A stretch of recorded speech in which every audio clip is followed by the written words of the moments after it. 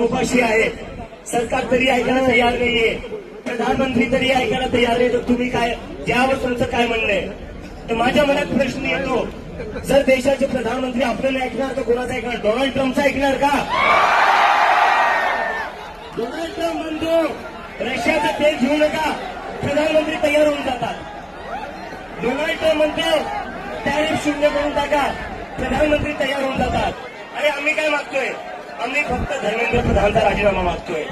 जर तुम्ही रशिया युक्रेनचं युद्ध थांबवू शकता तर पेपर फुटी काय थांबवू शकत नाही?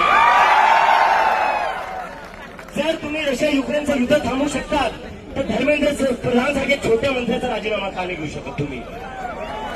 तर हे म्हणून आज बोलणं संपवतो. आणि परत एकदा सांगा, कोण कोण जंतर मंतरला येणार आहे? नक्की आले पाहिजे मित्रांनो. छत्रपती संभाजीनगरचा मी आहे.